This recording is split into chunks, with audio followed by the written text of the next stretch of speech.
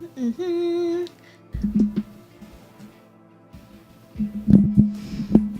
Hello everyone, can you hear me? Can you see me? We have the Bandita camera set up. Let me get it zoomed in.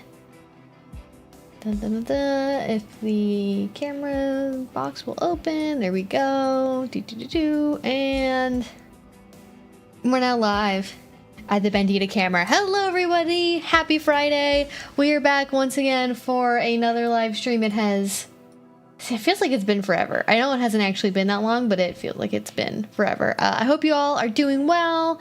I know that the weather in a lot of places has been absolutely crazy, so I hope you all are safe and warm. And I'm going to go ahead and get the live chat popped out here.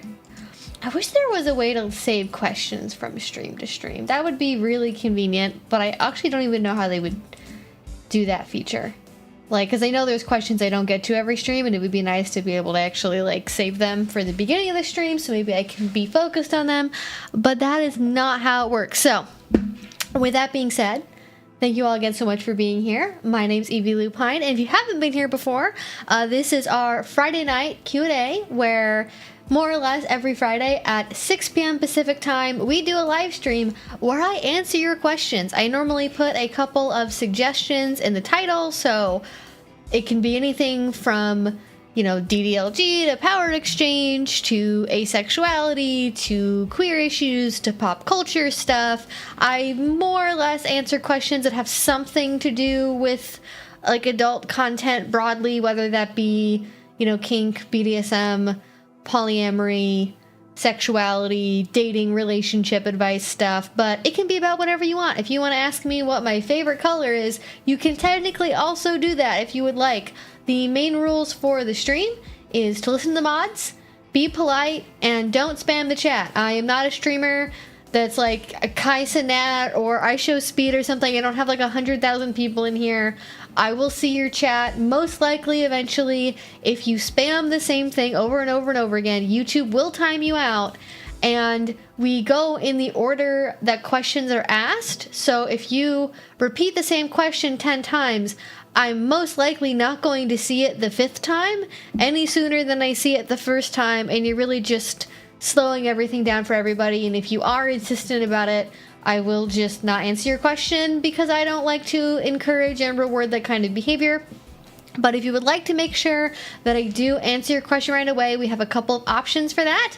You can use a super chat here on YouTube. You can also use Streamlabs down below if you would prefer not to give Google your money, which is totally understandable. You can also use our shiny new Q&A feature, which is right up here. It's pinned to the, depending on what device you're on, it'll be pinned at the top of the chat. It's a little bit of a white box if you're on like Google Chrome and Android. And if you go to that, it'll basically put your question in a special line. It's like the fast pass lane of questions, and it basically silos them in a special area where they will not get swallowed up by all of the other conversation happening. The disadvantage of that is apparently you all can't see if they go in there or not. So only I can see them. You can't see them. Other people in the audience can't see them. So if you for some reason would like other people to contribute a thought or an answer, or if you would like it to be more of a bigger discussion, the best option is to maybe put it both in that and then also put it in just the general chat so everyone has a chance to contribute. And in general, beyond that, again, Streamlabs super chat, it'll highlight your question on the screen. I'll read it right away, and it'll also sometimes voice to text it depending on what dollar amount you choose to donate alongside your question. The other thing to note with that is I do try to get to everybody during the stream. I don't normally get to everybody. I will typically give a like 10 to 15 minute warning before we wrap up, just so if I missed a question earlier, because YouTube doesn't allow me to scroll back infinitely. So usually by the time we get like halfway through or so, like the first like 15 minutes or so of the chat will be gone. So if I missed a question, you will get a chance at the very end to re-ask it. I'll try to do like a little bit of a lightning round, get to some quick questions that way. But otherwise, just, you know, again, listen to the mods, be respectful, be nice. And we're in for a fun time. I don't give advice about like medical things, doctory things. If it's the kind of question that you would ask a doctor, you probably shouldn't be asking me. So if you're like, help, I slipped and I fell in the bathroom and I accidentally landed on a wine bottle, oopsie, and now it's up my butt, what should I do? I'm going to be like, you should go to the doctor and talk to a doctor about that, because that sounds like a doctor problem. So go talk to a doctor if you've not already. We also do have memberships here on YouTube if you would like to access our wonderful emotes that we have in the chat. They're very cute. They're of me and my dog Bandit. They are 99 cents, which is the price of a single Taco Bell taco. Even less these days, because they're like $1.19 or something. So, like, for less than the price of a single taco, you can become a member, and then you'll get emotes, and you get a little Pomeranian next to your name, and it's very cute. But that is, I have to have memberships to have emotes, so that's why that exists, if you would like to have that. But welcome to our new members and our recurring members. Welcome, Ray, and welcome back, Sean. Glad you could both become members. And with that being said, I think as Bandita is choosing to settle in for her spot for the evening, I'm not allowed to move that blanket. That's her blanket. I think she's currently debating whether she wants to be on the blanket or be on the big pillow, and that's a big decision when you're a little dog. She was on the blanket earlier today. She was loving the blanket, and now she's wondering if she's gonna choose it again. The stream is just color commentary for my dog. Oh, she's going to the big pillow. Yeah, hi, honey. I'm talking about your big pillow, huh? Yep, there you go. And up Pillow Mountain she goes. There you go. So you get to also enjoy my dog being freaking adorable. Actually, I have the power to make that lamp not so unbelievably gosh dang bright. Okay. I don't know why I didn't swear. Like, I can't say, like, damn, on my own live stream. Like, I don't drop F-bombs occasionally. Yeah, this could definitely be, that could be a lot. Did I actually change anything for the stream lighting? That makes it a little, I feel like that makes her more viewable. I think that helps a little bit. And thank you so much for the super chat, Ray. I don't know if there's a question attached to that, but thank you so much. We really appreciate it. And look at the big fluffy smile. Isn't that so cute? All right, so let's get to some questions. As I said before, we have the white Q&A box. You don't have to use that. I know it's different devices and stuff. It doesn't work very well, or you don't even have the option to use it. So I will answer some questions from just the general chat as well, but that's just like, if you have access to it, it lets me know it's a question, because sometimes I don't always know, because people forget punctuation or things get lost in the middle of a bigger conversation. So there you go. Greetings from Poland. Well, thank you, Poland. Hello, welcome to Poland. It's got to be late there though, isn't it? It's like pretty late, because it's 6 p.m. here, so it's got to be like what, 3 in the morning your time, probably, something in that region. So tired of the ice around here. Yeah, we have not had the coldest it's been so far this year is like overnight it's been in the 20s, which I'm not trying to brag, but like we do seem to be weirdly isolated from a lot of the extreme weather out here. And I take a snow day for you all. We could swap weather for a day, absolutely. Pretty exhausting day. Helped my mom with some stuff and had a 3-hour shift at my job. Ooh, well, I hope everything is going okay, Lexi. And I'm glad you're chilling now. Hope you're doing well. Hey, from Australia. What up, Australia? Came here from Hassan's YouTube stream, so y'all technically coworkers now? That's fucking insane. Yeah, Hassan came over here and just had like, I was watching it earlier, and I think when I was kind of in and out, because he had so many people, I think it was like breaking the streaming servers. So I'm actually glad my stream didn't start until, hopefully he's down. I don't know if he's still streaming, but he was definitely testing the YouTube infrastructure, because he had like 140,000 concurrent viewers, and is there another YouTube streamer that gets that many consistent concurrents? Like, his chat was the stream was barely working when I was looking at it. And not from his end, it was clearly YouTube. And as a fellow YouTuber, I kept wanting to be like, let me help you. You don't know how the back end on YouTube works, and it's very different than Twitch. Like, he's like, I don't know how to get ads to not play. And it's like, there's literally a button on the back end where if you press it, It's the one tab and it's monetization, and you can just switch off and then ads won't play. That's what I do for all of my streams. It will default, I think, to on if you don't do anything. So that's probably what happened. Because FYI, if you don't know, YouTubers do, at least for live streams, have pretty good control over monetization in the live stream itself. Now, when you watch a YouTube video, bit of a different story. YouTube will automatically place ads between videos and before videos that creators don't really have any control over. Mid-rolls, YouTubers mostly have control over that. YouTube will automatically place ads for you. So if you don't touch that setting, like YouTube will literally put, I think the max I've seen is like an hour-long video with like 25 ad spots in it. So literally an ad spot every like 2 minutes, that's like, cable television isn't even that bad. Oh my God. So I'd like, maybe that's just for people who like watching ads and actual YouTube videos. I don't know. But yeah, Twitch streaming and YouTube streaming, very, very, very different. But yeah. Welcome. Yeah, California's had blizzards and lots of snow, though quite rarely. Yeah, I think it depends. It varies.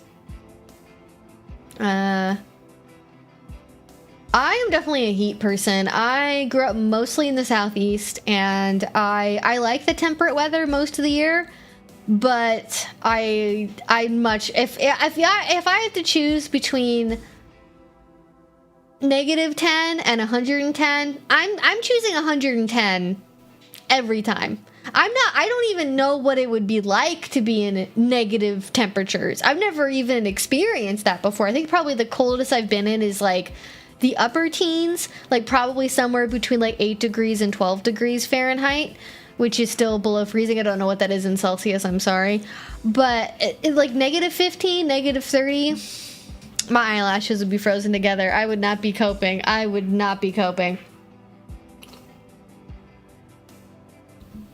Yeah, and also we may be doing a movie night over on Patreon soon, so look for that. If you've not seen it. We're gonna be doing a movie night for a new BDSM movie that I'm super excited about. Character limits on super chats also suck. Oh, I didn't even think about that. I bet that's probably to prevent people like spamming. Could you imagine if like every single time somebody's in a super chat, they could send you like a 5-paragraph essay? Like the whole chat would just be, there'd be people who would just use that for copy pastas. It would be bad. So I'm sure they have that for a reason, but it is annoying because I wish like maybe there's some kind of thing where you can enable a feature where, you know, a first-time super chatter can only use like 20 characters, and then like approved people, or like maybe if you use over a certain amount, your message has to be approved by a moderator before it can be seen in public. I don't know. There might be a system to make that work better, but I didn't even know. Maybe that makes asking questions via super chat difficult. I don't know.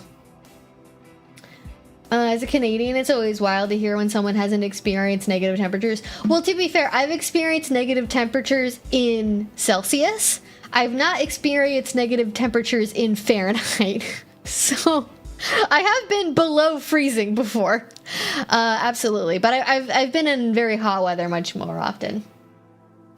Other creator news, Brace Belden has been jokingly making references to decolonizing polyamory in multiple TrueAnon episodes, making fun of them so more worlds collide. That's wild. I want to know why he knows about that. I feel like that's so niche. How does Brace Belden know about decolonizing polyamory? Well, it's probably the decolonizing part, I would imagine. 'Cause leftism do be like that sometimes. You know, we've got a lot of different competing philosophies out there, and when one of them's cringe, oh boy, do you hear about. I actually don't even know what decolonizing love is up to. I think for a while they were threatening to like sue me and a couple of other content creators, or like take some kind of action against us for defamation, and clearly that hasn't happened, because yeah. But, you know, that's how you know you're in the right in an argument, is when you start threatening to sue people. When you start breaking out the, like, a cease and desist language, that's, I thought you were about decolonizing and you're going to involve the carceral state in this process? Okay. Isn't this moment for a community call-in situation. I don't know. Very, very silly. But yeah, I've intentionally not kept up with that. I thought for a while about doing a follow-up video on decolonizing love, just talking about the Orientalist shit that they've said about Shibari specifically and like debunking it with actual historical information that's not from like one book that's pretty widely regarded as shitty and ahistorical. But I decided it wasn't worth stirring up that hornet's nest again, and I said my piece. So that's that on that. What's the best place to have sissy play? I mean, my gut reaction is just to probably say at home, but I don't know, like, what you, like, in a fantasy scenario? Like, I don't know what you mean by that question. I mean, honestly, doing sissification in public scene spaces is pretty hard. At least where I live, right? So in the clubs in North America I've been to, for the most part, it is either quite dominated by gay men or quite dominated by dominant men with submissive women, for the most part. There's a couple of exceptions to that, especially if you're in like more niche parts of the community, but like the biggest event spaces tend to kind of shake out in that direction. And so because of that, you will see male submissives, you will see things that are more associated with male submissives like sissification, but it's certainly not the norm. And so people can have a bit of an awkward or negative reaction to it, and there tends to not be spaces designed around that. Like if you wanted to do it in public, by which I mean like at a public dungeon, at a play party, you're not going to see a lot of people doing that. Like you will definitely see people doing like gender fuckery and cross-dressing. You will see people in like outfits and like sissy outfits, but not necessarily doing a full-on scene revolving around that and humiliation play, more psychological stuff, depending on where you're at. So I think unless you are at a specifically femdom-centered event or a male sub-centered event or something for sissification in particular, most of the time it's going to be better to do it like in your own home, in private, where you're not going to have to worry about somebody making a sassy post about it later or like commenting to you directly, heaven forbid, during your scene and being like, oh my god, you're being sexist because you're wearing a skirt and somebody's making fun of how small your cock is, or like whatever. I don't know what you're into, but as an example of that kind of thing. And if you're talking about a fantasy scenario of like what would be the best place to do it in general, I mean, the sky's the limit. It's like whatever your personal fantasy is. Although we do have a couple of interviews talking about sissification. If you've not seen those yet, we do go into some ideas of how to like make that happen if that's something that is of interest to you. Yeah, clearly we need some restorative justice, yeah. I think restorative justice was freaking YouTube and their ad policies, but that's it's a different thing. Yeah, probably just a bunch of convoluted, mixed up goods, but damn, it's a mess. Yeah, more or less. It's something I am glad. Like, I'm just trying to imagine what it would be like if all of my content was like decolonizing love. If like that was so exhausting to make. I never ever want to have to make a video like that ever again. That was like way too much mentally and emotionally. Was it worth the views? I don't know. But it needed to be done. Evie, speaking of sissification, have you seen any of the weird oh my gosh, I'm gonna struggle to say this word today, apparently. Politicization of sissy hypnosis by certain right-wing groups and people? No, I mean, isn't there there's some far-right guy, and I can't remember which one because they're all the same, that got caught for having like being into sissification or like diapers or something. Well, it's also Matt Walsh, who almost certainly he's also made like adult content with diaper wrestling for some reason. But who is that? I don't know. Okay, we're Googling it. I'm looking it up. What do you mean sissification? What do you mean?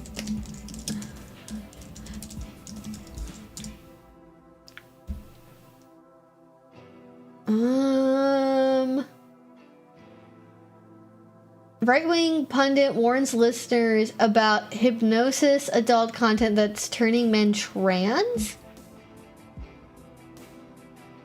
He said he couldn't even research it because he was afraid of being turned transgender. Oh, that's Michael Knowles. Is that there's a thing from like a couple years ago with Michael Knowles? Or is this like this keeps happening? The great feminization hasn't gone far enough. There's not a ton about it. Googling sissy hypno is gonna get me some interesting results, I'm sure. Oh boy. At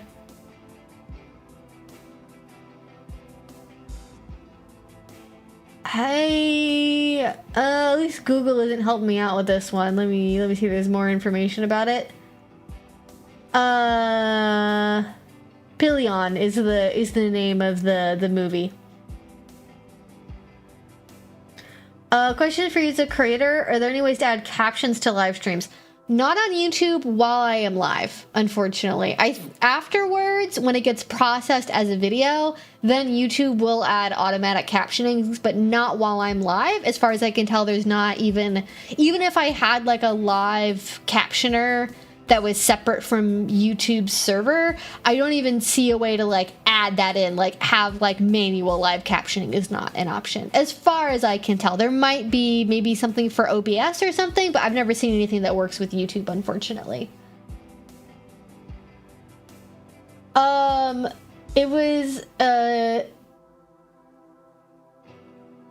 if it was the guy you talked about before as forced cream pie. Oh no, that's the quartering. It was the quartering who was into forced cream pie content.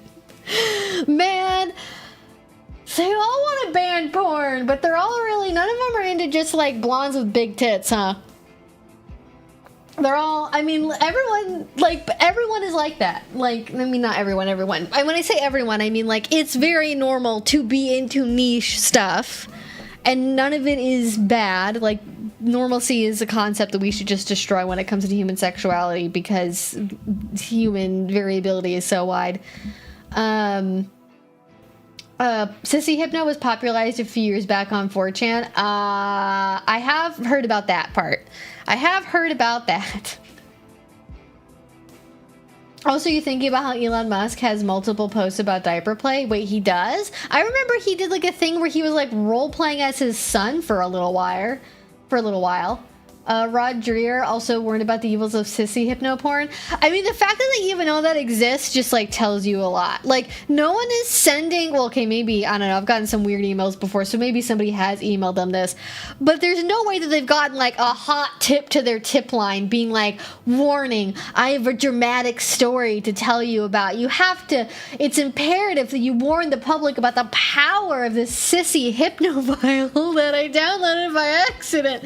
Like, they're that's not coming into the tip line. They are discovering that for themselves somewhere else, and that usually means googling a couple things to end up on a certain place. Yeah. It's a also not to be accused Jordan Peterson thinking Chinese milking porn was real. Yeah, I think that's just Jordan. You know, being Jordan. I don't even think he thought about that sexually. I think he thought it was real. I don't really see Jordan Peterson as like a sexual being at all. Like, he is just like Kermit the Frog, like just completely flat, like no genitalia downstairs. He's a Ken doll. So, and I feel like we should all probably think about Jordan Peterson that way.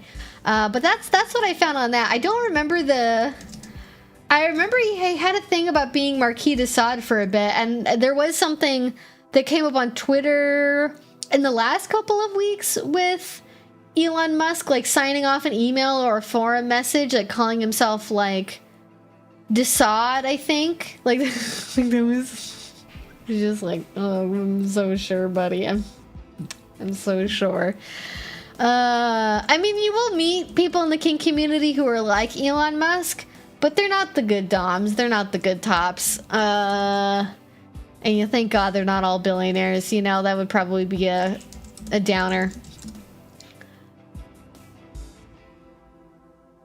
Wait, what? Okay, Forbes, first of all. A biologist refutes Elon Musk's adult diaper theory on population decline. Man, he just will come up with any old reason to keep using IVF, won't he? He just needs... Oh, no, I can't read it. One of the signs that a country doesn't go the right way is when there are more adult diapers than baby diapers. Oh, is that the thing that you're talking about? He also apparently got mocked with a diaper-clad float at a German carnival, which is pretty funny.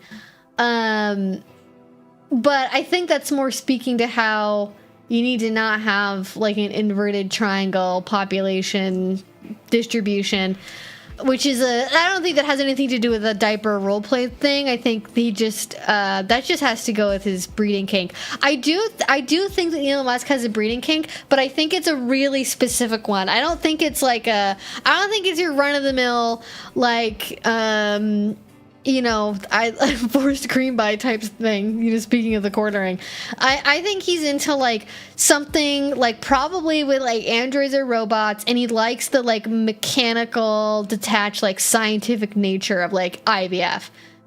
Because by all accounts, like pretty much every child he has ever had has only been through IVF. He's not putting his dick anywhere near anybody. It is going in a cup and nowhere else. Yeah. It might come through the tip line if the wife catches them and they blame it on the hypno to get out of trouble. That sounds like a Reddit post I've seen before. Help me. I went to the bar last night and somebody drugged my drink, and suddenly I was this crazy dick sucking machine, and all I could do is thinking about sucking more and more bigger cocks. Now my wife wants a divorce. What do I do? Like, that's more or less paraphrasing an actual Reddit post that exists, and somebody just being like, "You took the drug. It was called alcohol. Welcome to being bisexual."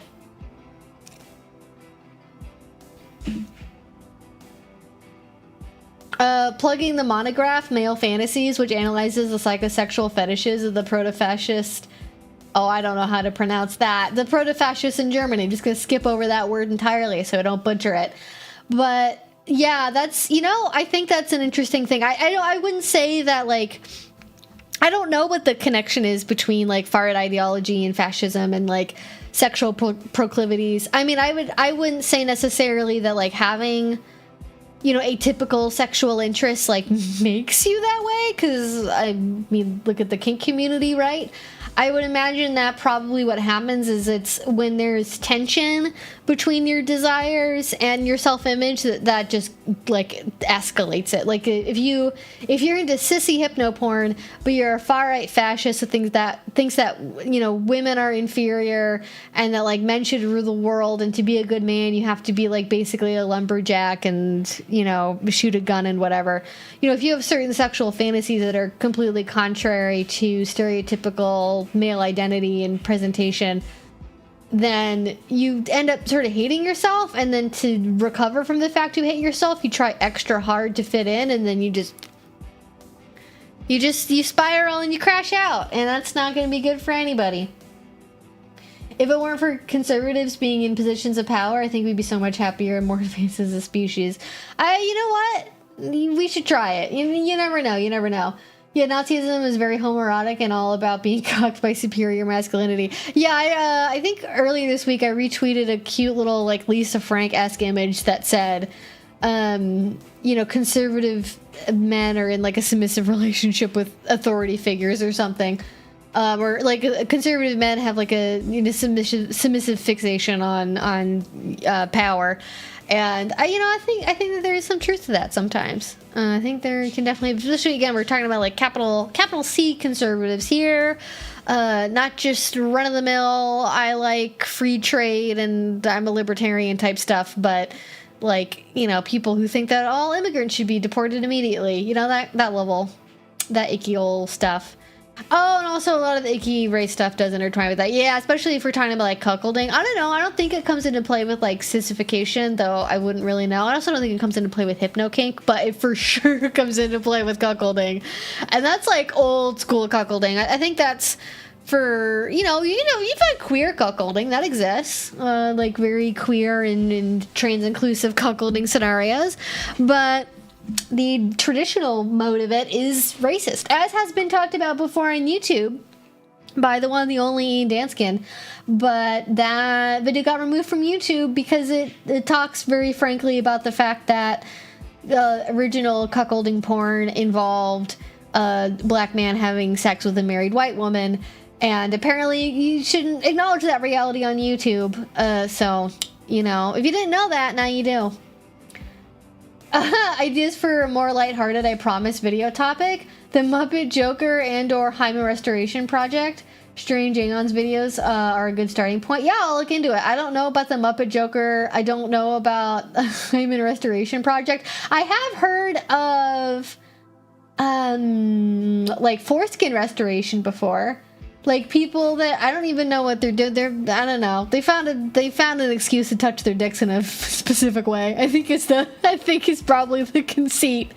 But there are people who are try to restore their foreskin, which, I'm to be very clear in my position on this matter. I don't think that anybody's genitals should be cut or modified non-consensually, and certainly not, when they're babies. I don't think that babies should get their ears pierced. I don't think that babies should have their foreskins removed or their hymens altered or any sort of weird thing. Just stop, unless it's the umbilical cord.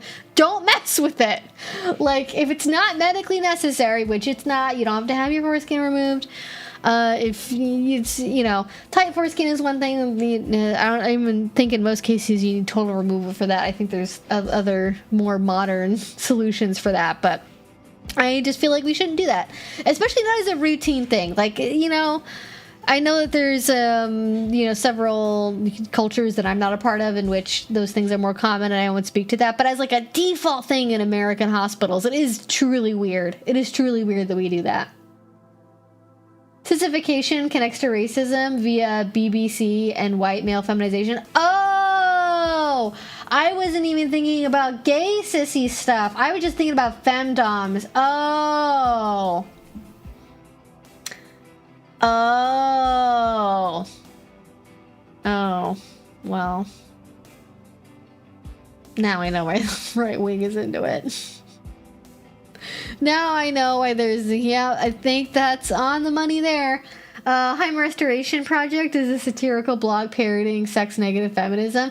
Oh, okay, yeah, I thought it was like an unironic, version of foreskin restoration. That sounds much better. I'd way rather read about that. Long Furby lives in my head rent-free. Yeah, it's like now I have to roll over this many days since I thought about Long Furby, and now it's just been reset.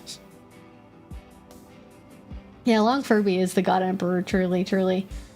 Deaf on the hypno side, there's plenty of based and progressive takes on it, and probably a cucking too, but I'm no expert. Oh yeah, all of it. I mean, there's no one approach to anything, whether it's like DDLG or hypno or sissification or femdom or anything. There's no one, this is how everybody does it kind of thing. Even within much more constrained and specific kinks like MS, there's still variety within that, and it can be, to put it tritely, it can be more or less woke. I think you can have woke cuckolding. I think that's the thing, because you can also have gender reversed cuckolding. You can probably have cuckolding, or your wife cucks you with a butch with a giant strap on. There's probably all variations of that. Actually, I'm shocked that there's, with how obsessed a lot of straight men are with girl on girl stuff, I'm shocked that there's not a major subgenre of cuckolding that's not just my wife goes to the sports bar and gets picked up by a buff butch woman, and she gets absolutely bottomed out by the biggest strap on you've ever seen. I'm surprised that's not a thing, but maybe straight men maybe they don't want to see fake dicks. I don't know. Which, I mean, it doesn't even, strap-ons don't have to be fake dicks. They can be tentacles. They can be any old shape you want. They can be a ear of corn, probably, if you look for long enough. Because, the Iowa girls get her done. Yeah. A reading of My Immortal feels like an archaeologist deciphering hieroglyphics or something. It is. That is probably one of the all-times. That's one of the all-timer YouTube videos, I think. We could have just stopped YouTube there, I think. And it, like, the best thing I've seen since then is a guy timing himself, trying to set a world record for how long it takes to smoke 2 cigarettes, drink 2 beers, and solve 2 Rubik's Cubes. And I think his time was like, it was like under 2 minutes. It was crazy. It was like in 1:56 or something. Like, I don't even think I could smoke 1 cigarette alone, just as a single thing. I don't even think I could drink 1 beer in under a minute. That's it's well beyond me. I think the GG stuff fails because many men don't think women having sex with women is actually sex. Well, they only do if it's like, well, I don't know. Like, they do like girl on girl stuff, but I don't know if it's, I don't know how many people have it as like that's their main porn consumption. I imagine there's probably a subset of men who watch that because they don't want to have to look at another man's dick, and maybe it's like less intimidating if there's like no other dicks involved. You just don't have, maybe that's it. I can see that being a thing. But speaking of being an anthropologist, so I gotta put on my anthropologist hat to be like, why do men like girl on girl porn? Because if you survey them, would they even know? Like, if you ask them in a survey, do most porn watchers have the self-knowledge to be able to articulate to a researcher like why exactly they like something, or would that take like, interviewing with a like sex therapist to get to the bottom of that, I wonder. I may be a Hogwarts student, but I'm also a Satanist. Yeah. My Immortal. That's internet really did peak there. Really did. All right. I don't know how the frick we got to talking about My Immortal and cuckolding and sissification, but that is what happens on the stream sometimes. So there you go. All right. I'm going to the Q&A box. If you would like me to answer your question, you can ask it in the regular chat. You can use a super chat. You can use the Q&A box. The best way to make sure I answer it is to use a super chat. Oh wait, I think I actually did miss a super chat. Let me do that real quick, because I wasn't sure exactly how I wanted to answer it, so I skipped over it. Where is that? Oh fuck, I closed my YouTube tab by accident. Oh, give me a second here. Oh, I think I can just go to history and it'll open the thing I closed. Okay, great. Okay. Ooh. Hopefully that, I don't think that ended the stream. I think that was just a little oopsie madoodle here for a second. Okay. Viewer activity. There we go. What about spit play in public? Also, yeah, divorce sucks. I'm sorry. Divorce does suck. I wish it could just be like, I declare divorce, and then you do that like twice, and then you'd have a divorce, and then it's over, and then there's no feelings, and it's just done. Like, if you say that, there's like a magical fairy comes and waves a little wand, and then like your brain's fine. Think of it this way, what's not to like, and there's 2 naked women, so the more the merrier. It doesn't have to be complicated. That's, you know what? I do have a tendency to overcomplicate things, so that's probably solid advice there. Okay, great. Stream is still up. Excellent. We love it. Thank you, thank you, thank you. I'm glad I wasn't talking to myself. All right, what about spit play in public? So generally speaking, if you're talking about public in the sense of a dungeon, things that involve projectile bodily fluids are usually a no-go. So no blood that can get aerosolized, no spitting on things, no water sports. If there's a chance there's a splash zone as a result of the play that you want to do, you probably can't do it at most indoor public venues. Now, if you're at like a large camping event or somebody's private home, things might be different, but that's usually the rule of thumb because carpet cleaning, cross-contamination, so on and so on and so on. But if you mean in public, like, I'm at the park and then my partner spits on me and that's not fun because it's humiliating in public. I know that things in porn are different and you see things in public and like people film things in parks and like Eastern Europe and whatever else. I am not for that. I like, think about it this way. Everyone on Earth, even babies, literal toddlers, have their own phones that can record video anytime, anywhere, in a great level of detail. So if you like being employed, I recommend not doing visually obvious kinky play in public. So by that I mean no public humiliation play that's really over the top, no going out in a gimp suit, no going out in sheer latex, no wearing a sissy maid outfit to kneel on the floor in the cafe, none of that. It cannot be visually obvious because you might get away with it the first couple of times, and then you're going to feel confident, and then you're going to feel bolder, and then eventually you're going to, like, if humiliation and being in public is really your thing, and you're encouraging that response by continuing to do it and reinforcing the fact that it feels good and taboo, and so you up the ante because you're getting away with it so far, then you end up in a position where you do something in the wrong place at the wrong time, and somebody assaults you, somebody films you, it goes viral on social media,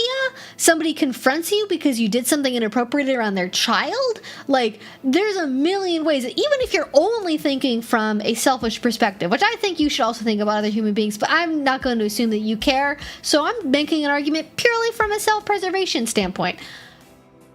If nothing else, it can very quickly get to the point where, like, you're being harassed and assaulted and lose your job, or you get outed to all of your friends and family and you have to, like, move multiple states away and it's horrible, embarrassing. So just don't do it. If you want to do kinky things when you're out and about living your life, there's ways to do them subtly that other people won't notice and won't pick up on. And I'm not talking about walking around wearing a skimpy, like, latex maid outfit where people can see your butt and, like, no, just don't do it. Just think with your brain. Think with your brain about the potential consequences of this. And as an educator and as somebody that likes it when people, don't have their lives ruined, I cannot, in all honesty, say that that is a good idea. You may make your own choices. That's you. You're an adult. But I'm gonna not encourage people to do things that I think are fairly dangerous and probably bad for their health and not their livelihood. So that's my opinion on that. Don't spit on people in public. If you want to get a vibe for that, there are plenty of kink events where there is boot blacking and spit shining. There are plenty of events that are hosted outdoors during the summer. There are ways to experiment with that and get that curiosity fed without, doing it in plain public view where, like, you want to, like, I don't know, I'm picturing a scenario where, like, you go out into the park and then, like, you are walking around and then your femdom partner, like, picks an argument with you and you fight and you yell in public and you get people's attention and then she, like, slaps you in the face and spits on you and, like, trots away in her Louboutins. Some things are meant to stay as a fantasy, and that's okay. So that's my opinion on public play. No being walked around as a dog on a leash on New York City sidewalks. Listen, if you want to walk with bare toes and hands on a New York City sidewalk, I can't stop you, but it's a New York City sidewalk. There's bacterial colonies there that we haven't even discovered with science yet. Like, do you want to be patient zero, whatever that prion disease is gonna be? I don't think so. I know. And especially, my God, actually, I think sidewalks are less offensive than doing it inside of a dog park with other dogs. Like, no, definitely don't do that. That's so... It's a dog park. It's full of animal fluids and things, and you don't get your bare body parts all over that, because I know you're not gonna wash your hands thoroughly before you touch your face after that, or heaven forbid do that while then chasing after a ball or a frisbee with other, like, people around and, like, people's animals around. Just don't do it. Just go to a Petplay meetup. Just go to a Petplay meetup. Do it somewhere else. I don't know. I just like people, man. I'm personally not bothered by seeing dick in porn. Usually I just pretend it's mine. I've also watched my fair share of lesbian foot worship vids. 2 beautiful women, 4 beautiful feet, more the merrier. That's awesome. That's fantastic. I love that. That's thinking with your brain.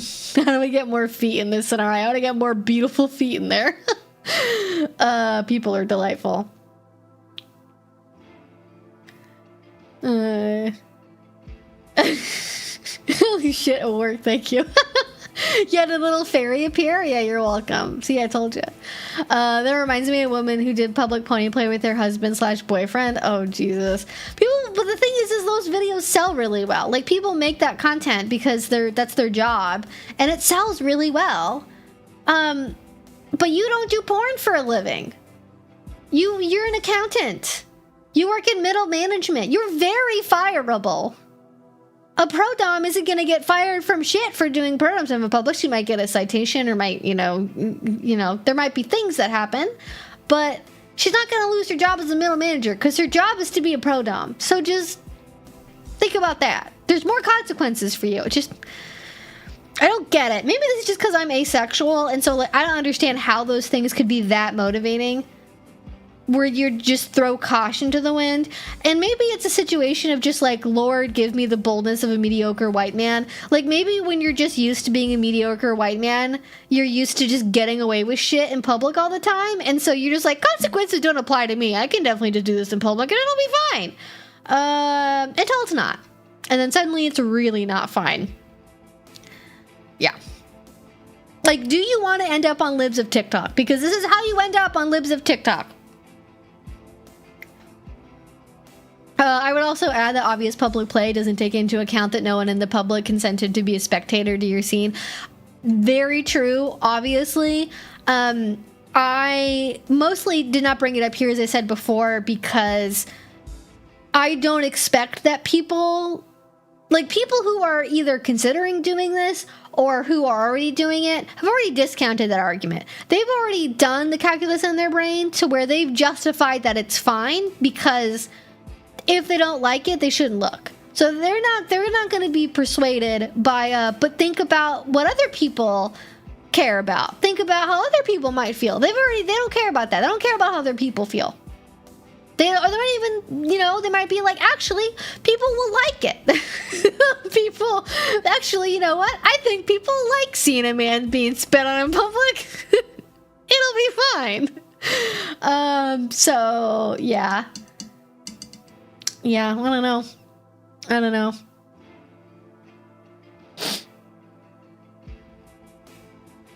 The video made it into the news and people were calling it crazy. Oh, jeez. Oh, no.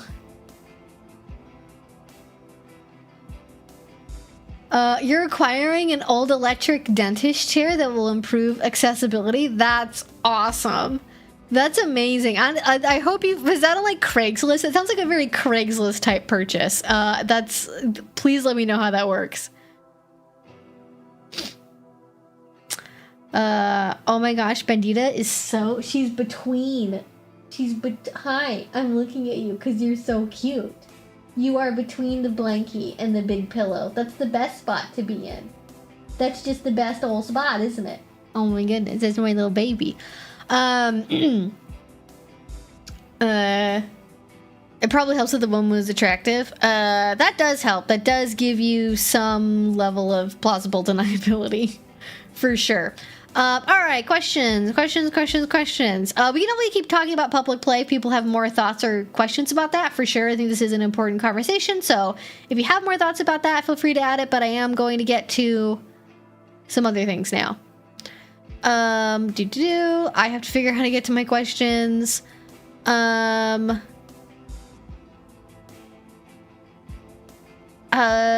says there's Q&A. The flogging before my whipping was for warm-up, not just to have both. Also, my first trip to the wax booth was for me to top with wax. I'm not sure what that's in connection to. I don't know if maybe there's like other things that got missed that didn't end up here, or this ended up in the wrong spot. Not totally sure, but good to know. Aha! This is the year of the horse. What are you doing to horse max this year? I hope pony play gets its time to shine like puppy play has. Listen, did I not say? I am on the record. Go check the clips. I am on record as saying I believe either 2026 or 2027 is going to be the year of the pony. I believe in that. I think puppy play, it's on the up, the stocks are high, but every great has its moment, and every great, you know, eventually reaches a peak. And I think that puppy play is very hot. It's very in the now. It's very in the moment. But I think that we are going to see more different forms of animal role play take the stage, and I think that pony play is going to have its moment. I think that's right. That's even before I knew it was going to be the year of the horse for horse maxing reasons. I was just picking up the energetic vibes of the universe on that one. But what am I doing to horse max this year? Playing outside more, doing more outdoor kinks, running around, running around in the wilderness more often. Just running outside, chasing things outside. Is that horse maxing? That sounds like it could be pony maxing. I think I'm making a strong case for that. So, I already eat a lot of kale salads, so I feel like as far as dietary stuff's concerned, I'm pretty maxed out on the horse meter as it currently is. I like my apples. I like sugar in my tea. And I like my kale salads. But I think running around outside that's gonna be my main pony strat for the year. But I would like to see more pony play in general. I am hoping that this summer I will have the chance to organize another group hunt event, because doing one last year was super fun. But now that I know the venue better and I know sort of the audience of people that are there, I'm hoping it'll be a bigger event overall. But knowing the space and knowing the weather, I might have to rethink the way that I've approached it. So I'm toying with ideas around that. Although the foam bow and arrows were a highlight, and I might just do a spin-off on that, to be totally honest. Please don't try to pick individual kinks. You should instead invest in a well-diversified index fund that tracks the entire kink market. That's a great point. I really, you know what? I gotta, it's about time in the market, not timing the market. It's about, having a well-rounded portfolio. You gotta look at your time to kink retirement, modify your relative level of kink stocks and kink bonds depending on your relative risk and your long-term financial goals. Like, I think you're right. I think we need kinky, EFTs. I think we definitely need some kinky mutual funds. I'd love to have, I don't know what a kink CD would be like. I'd love to have one of those. Good 4.5% kink CD interest rate. Those ones, good investment, let me tell you. You don't even have to play the stock market with that one. Don't even make kink predictions. You just say kink's gonna happen. Put it in the box. And then blammo, kink money. My horse maxing goals are to work hard, eat more veggies, and play outside more. Those are great goals, and I'm 1,000% in support. As a certified equestrian, that is definitely horse maxing. Hell yeah. It's not yet the year of the horse. It starts in like mid-February. Oh, I did see like Chinese New Year stuff outside. So I knew it was coming. I don't actually know when the date of the actual Chinese New Year is. So that's a good point. It's not yet the year of the horse. So actually it could be calendar year 2027 and still be the year of the horse. So I actually think there's a good chance that my prediction will come true. Speaking of events, someone who eventually wants to become an organizer, what's the best resource to start researching how to do that? Current established organizers in your local scene and or ... I'm not super tapped into that, because I don't own a kink venue. I don't I'm not running a munch or something. So I'm not 100% sure. I think the way that a lot of people do it is either they have nothing and they just wing it and they figure it out as they go, or they maybe start by volunteering with another larger organization. Like if you have the opportunity to run for a board seat for a bigger organization, or maybe you start volunteering somewhere, like maybe even just virtually. I certainly know people who do that where they, they don't necessarily have a physical community that they're a part of, but maybe they, help with organizing a virtual conference or some kind of like virtual munch or something, and they get some experience that way of seeing what it's like on the back end. But I think usually people are doing stuff in real life. It's very specific to whatever the local community is, just because more than anything else, the vibe of every local scene is different, and then what's allowed and how people do things in different areas are going to be quite different. So in, California, the rules about sex at public play parties are very different than in New York, and very different than Nevada, are very different than Washington.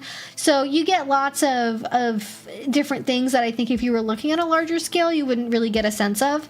So usually it's about knowing people in your local community who put on events, and then working with them, and then like branching out into your own stuff. I think most people get into it through, they volunteer somewhere, then they start maybe doing their own party at that venue space. Like maybe you're volunteering at a local dungeon, and then you say, hey, I'd love to see a party for this thing. I'd love to see a party for like DDLG. I'd love to see a Petplay night.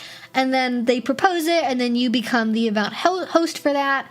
And then you are host for one event, and then maybe you take over as, later on down the line doing something bigger. But that's how most people do it. I'm not tapped in enough maybe to say 100% for sure, but I've never seen anything beyond vetting lists for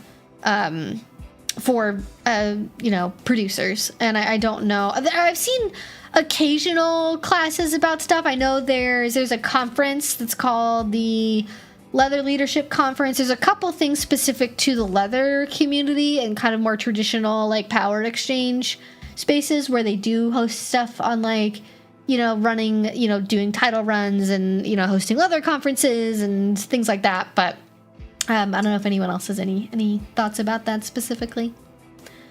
Many of the local organizers should be good to talk to, at least in my community that's the case. Talk to them, pick their brains, ask if they'll help. I've been on both sides, yeah. Get certifications you can possibly get, including CPR and basic first aid, no matter what type of kink you're talking. That's generally a good point, especially if you want to host a play party. I mean, you're also getting into like thinking about liability insurance. That's definitely a thing you got to consider too. But certainly, if you want to be the responsible party at a party, you need to have some kind of first aid and CPR training, because you're going to be the person that people turn to if something goes wrong. So, having that is a good stuff, especially if you don't have somebody else you're going to be like co-hosting with that might have those skills instead. Yeah. But good question. I would really encourage people to, if they don't see something that they want to see in their local community, talk to people, find a way to make that event happen, put feelers out there. I, time and time again, have seen it be the case that somebody will assume, oh, nobody in my area likes this kink, or I'm the only one around this area that's into this thing. I'm all by myself. I'm alone. Not quite woe is me, but like, I don't even know where to start. And then they put out feelers somewhere. They talk about it at a munch. They put it on FetLife. They put it in a Discord chat. And then suddenly people pop up and they're like, I'd love to do it. I'd love to try that. Like when I started to do more like private play stuff, like when I started doing like discussion groups and started doing hunts and things like that, I assumed that there weren't going to be a lot of people. I was like, this is kind of a weird thing. There's only going to be a couple people, blah, blah, blah.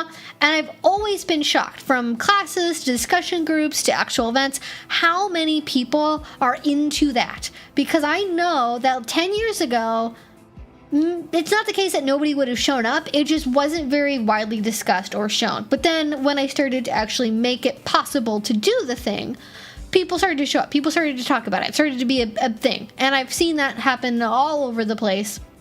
And so if you think, or I see that with like different theme nights for existing play parties too, whether it's like femdom stuff or like massage nights or yoga stuff or board game groups, or so many things. So you never know. At the very least, especially if you're offering something that is different from what is currently around, there will be people who at least are open to trying it. I would also say one thing too with talking to local organizers is, like most hobbies that people take seriously, there are going to be some degree of politicking games involved.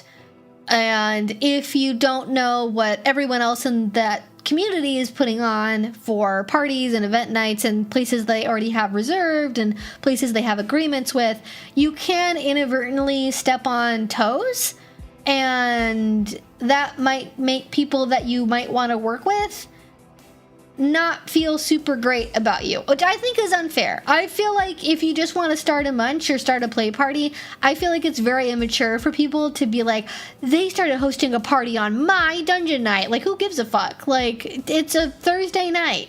Like, whatever. Like, but there are people who care about that. There are people who will feel slighted. And so making sure that you're on other event organizers' good side will, even if you don't want to work with them, will help keep them from being sassy about it. Yeah.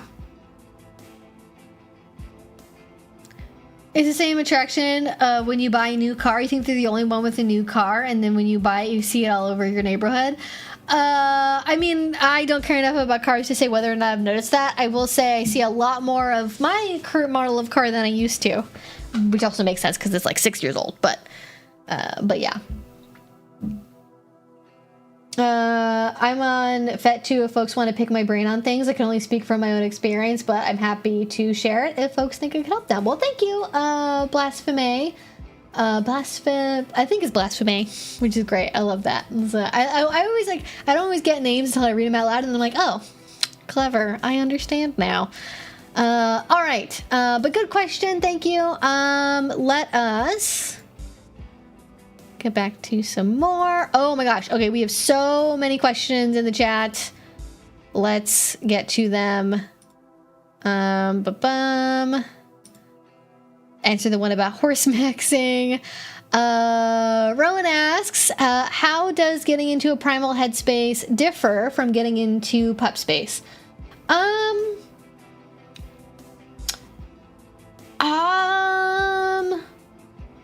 I don't know if it's necessarily that the process is different.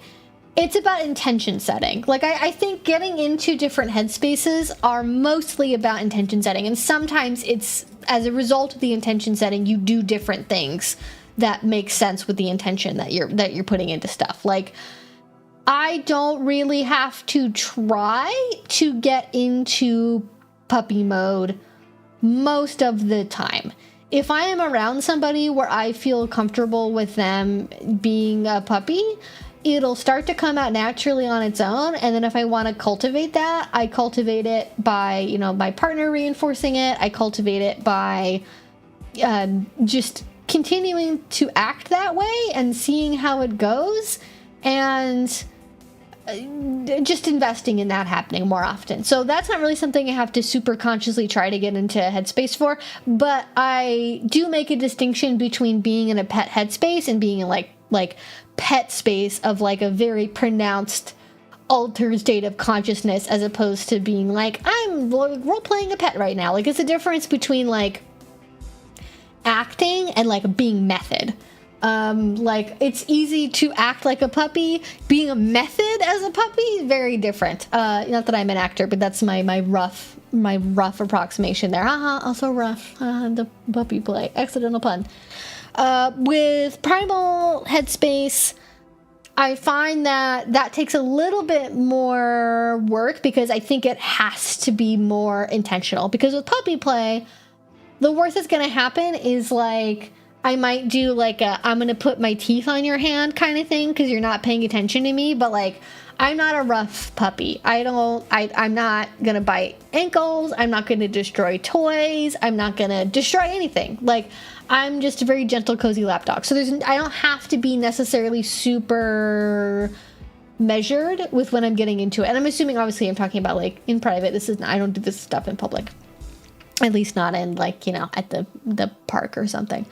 Sometimes I'll joke with a partner that I have to be like I'll see a sign that says like we're going to a park or something, and it says like no dogs allowed, and I'm like, oh my gosh, well this says dogs aren't allowed, and he'll be like, well, like, you know, just put on your best disguise, put on your human disguise, no one can tell. And I'm like, oh yeah, you're right, no one can tell I'm a dog because I've got my human disguise on. And that's like, that's the bit, is that I'm a dog wearing a human costume, and I have to try really hard to pretend to be a human. And then that works out pretty well because then it keeps the flavor, you know, for the lulz. Excuse me. Without, you know, meaning I'm going to bark at anybody in public. Not that I would. I'm not that kind of person. I have enough social barriers in my brain to where I wouldn't even get close to that. But as an example, whereas like Primal Headspace, I have to try a lot more intentionally all the time to get into that. And I have to think about like, okay, we're going to be doing this scene. What do we want to be doing? I'm thinking about like the thoughts and the feelings and if there's any goals involved or like what we're trying to experience. And like the process is just different. It's a lot more involved, I would say. But at least for me, like there's kernels of similarity between primal play and puppy play. They're just very divergent. Like it's like having like chickens and toucans are both birds, right?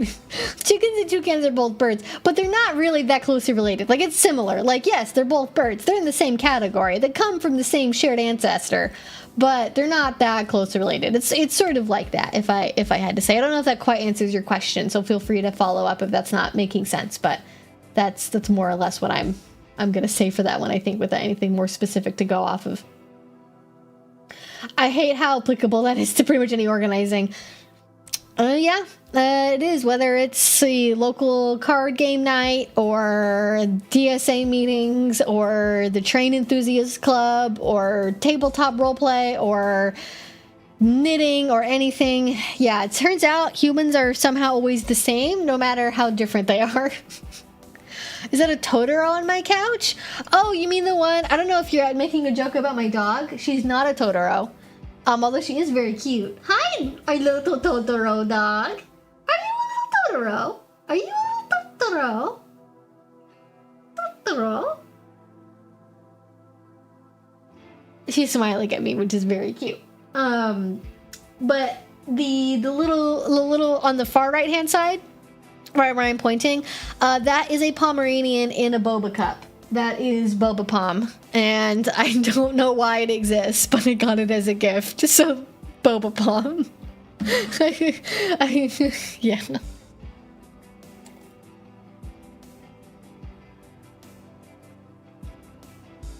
Community politics are frustrating AF. If you do mess up, be honest that it was unintentional. Yeah, it's exactly. But it's on other people to actually accept that apology, so. Who knows with people. The important thing is, our flamingo eggs tasty? I don't know if I've actually... Like, I've seen so many advertisements for weird and bizarre food. I don't know if I've ever seen any advertising for eating a flamingo egg. I mean, aren't they... They're normally a pretty protected species, aren't they?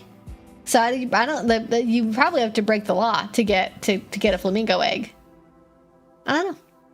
That's but I do believe that Gianmarco is a flamingo. So if you know the stand-up comedian, if you know him, he is a flamingo for sure. Yeah, that's Boba Pom. And they are the watcher. They are the watcher of the couch. Internet adage, no one knows you're a dog on the internet. Evie telling everyone she's a dog. I know, I'm blowing my cover. I feel like I just have to be honest about the fact I'm a dog. You know, this is the one place I could be my true self. Gentleman Eggy, welcome. Yes, glad you could make it. Do you know about flamingo eggs? Can you tell me about the secrets of flamingo eggs? Yeah, it's been a while. Yeah. All right, more questions. Where is a good place to find puppy ear headbands? One that doesn't cause headaches. I want to get my boyfriend one. Okay, first of all, very cute. Second of all, not that I'm super tapped into this at the moment, but I historically have found almost everything that I've bought for Petplay on Etsy I think that there's other marketplaces now. You know, Store Envy used to be a thing a lot of people would use. Not sure about currently. Instagram, well, there's tons of shops that are still on Instagram. I can't really recommend any specific brands because I haven't bought new Petplay ears in like probably 5 years at least. I found the ones that I liked that worked for me, and I went, well, figured that out. I'm done. Petplay tail is a little bit different. Still on the hunt for a specific design that I want for that. I haven't been able to locate as of yet. I have an idea. I have a very, very old wired tail that I'd like to put on a different like mounting system essentially, and I haven't been able to manage that, unfortunately. But in any case, I'd look on Etsy, I'd look on Store Envy, and then I would specifically ask them about headband options. I do really like, oh gosh, Woodland Creature Shop in Canada. Although now you have to pay tariffs, so unfortunately, they don't have to just deal with the shitty Canadian postal system. You also have to deal with tariffs, so might not be worth it. But I would ask maybe what size of headband that they use and read through the reviews. One of the reasons I really like Etsy is because of their review system. And if I'm looking for something specific in a review and there's a ton of them, I will just like, you know, Control F, like find word, and I'll look for, you know, mentions of like comfort or tightness or something like that, and see if you can find specific reviews about how tight or loose the headband is. But I don't know what other alternatives would be.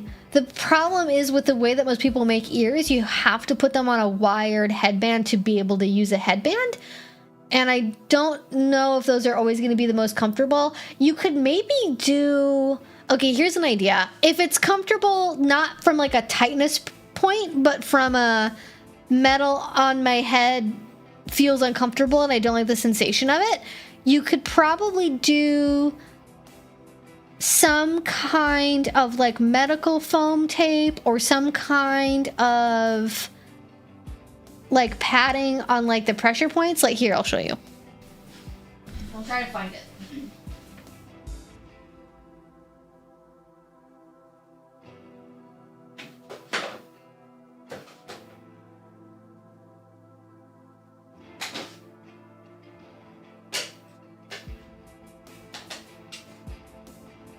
Where are they? Where is this? Did I have? Oh, here they are. I was in the first box. Okay. So like if you look on, I don't even remember what these are called, but these are like little like foam, these are like little like foam strips. You can get them on Amazon. I use these for face masks. But you can stick them on anything. I don't have to go on face masks. So you could put them around like the edge of the headband, like if there's a pain point, like maybe where the headband ends, like on the lower skull, you could maybe like take one of these, cut it into like smaller pieces, like however long you need, and like stick them on there. They won't necessarily last very long, but that might be one option. There's probably other options that the people actually making the ears might know of that would work better, but that's what I would think about doing potentially.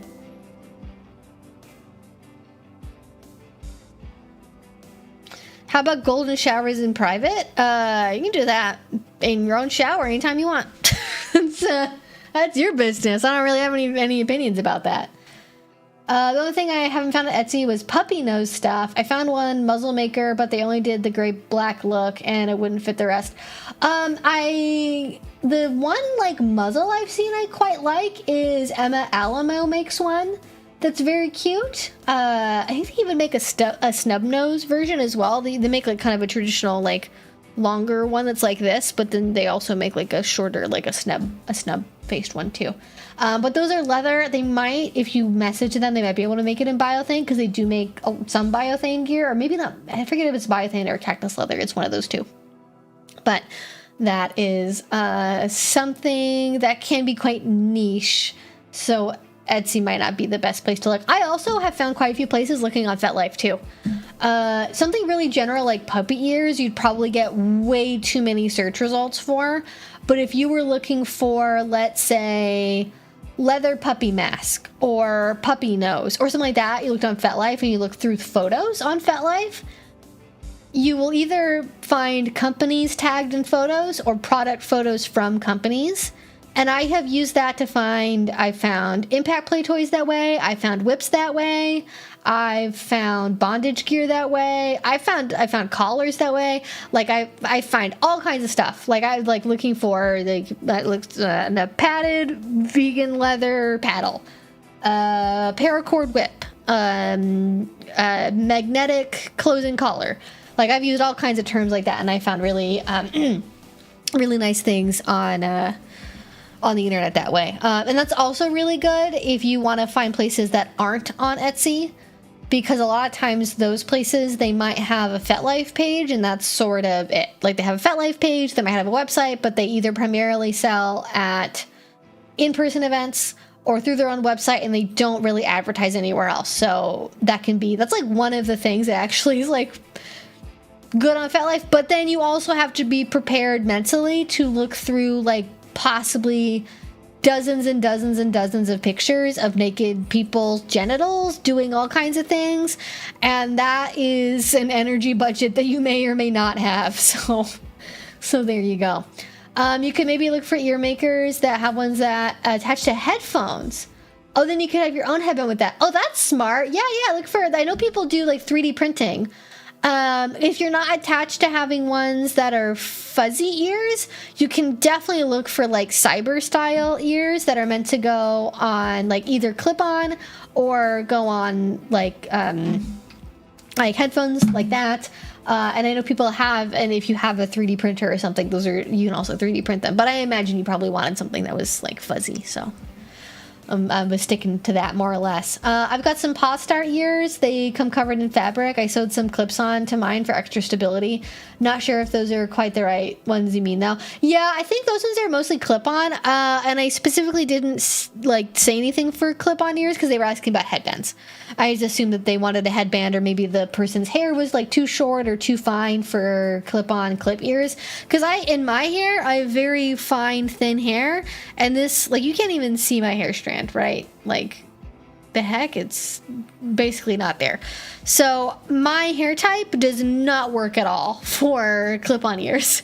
Doesn't work. They start out here and then they just slip down. So yeah, this is unfortunately not as universal of a thing.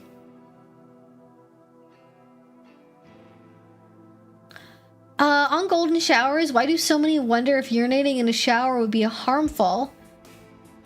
I don't even know. Do people worry about that? I think it's like, depending on what sort of home environment you grew up in, that might not be typical for you. So it might be something you have to get over, like, feeling okay with. But you just clean your showers, people. My God. If you don't do a golden shower in your bathtub and then take a bath without cleaning it, you know? Like, there's common sense things here that you can do. The Paw Star ones come in a headband. I was saying I added clips onto it. Oh, I thought the Paw Star ones came, not even just because you said that. I thought, like, in my memory of seeing them, that they were the style that came from just, like, clips. Because they've been around forever. I've definitely seen them on Etsy before. I sewed a pair of ears to a hat. Oh, that's a really good idea. I like that. Yeah. I'm just picturing like a trucker cap. Women love me, fish fear me, and then puppy ears. Yeah, you can have any hat. That's actually like a good 2-for-1 gift there if you have somebody, or you can even do it with a beanie. You could. Oh, that's kind of like a Tim Pool thing, isn't it?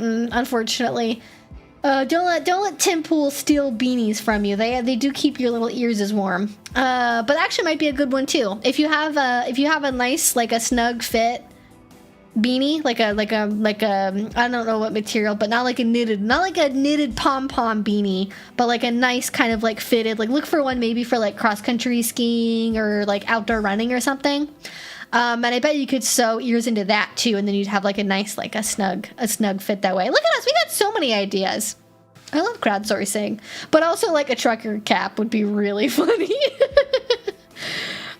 Golden showers during a regular shower save time and save the double purpose, 100%, or serve a double purpose. Yeah, save water, save time. Yeah, I just gotta make sure you clean the shower before you take a bath afterwards.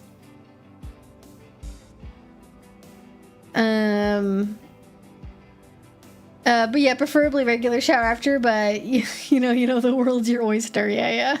The world's your egg. Yeah.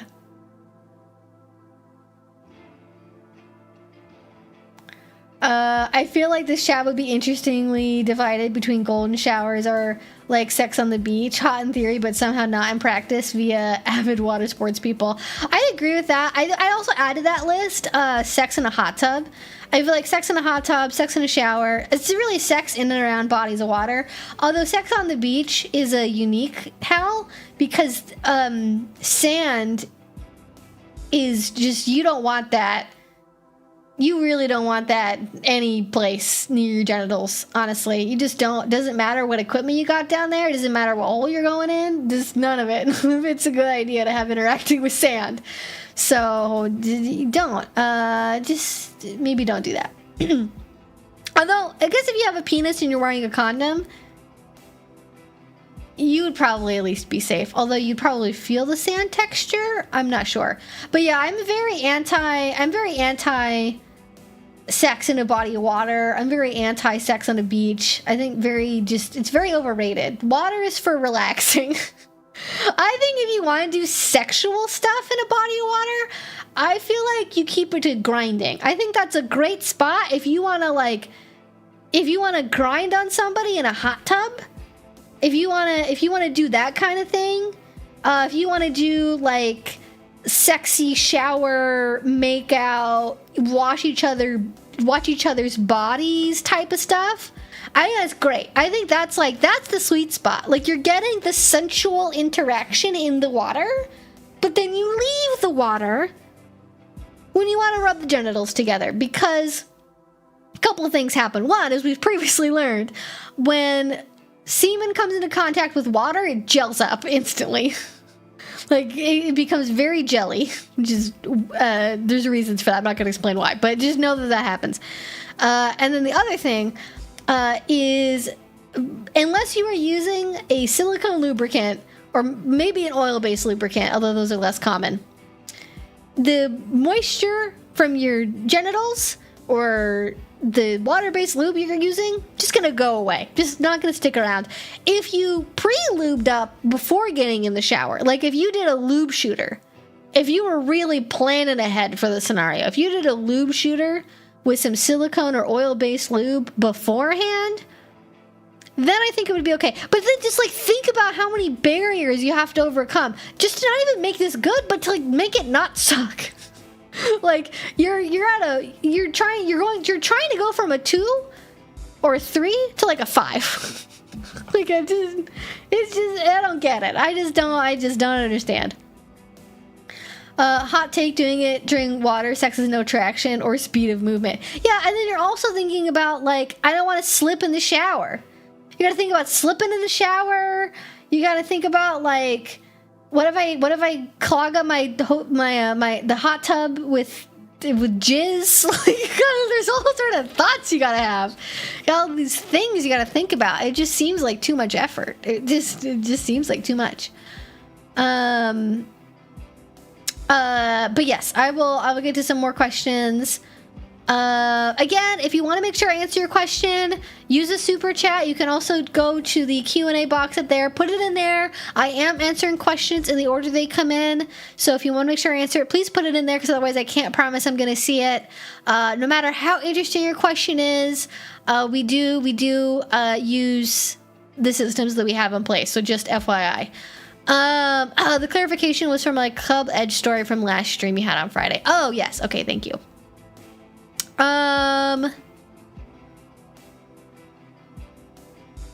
Interesting. Okay. Have your thoughts on, I don't know how people pronounce it, but agery, so age regression, changed since you last covered it. Age players online seem convinced that age regression makes you mentally a child, but I don't see how that's different from little space.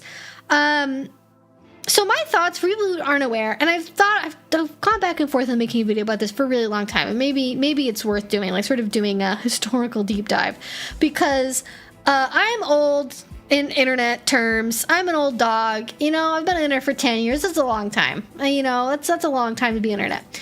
And I saw the invention of the term age regression because I'm old enough to remember this.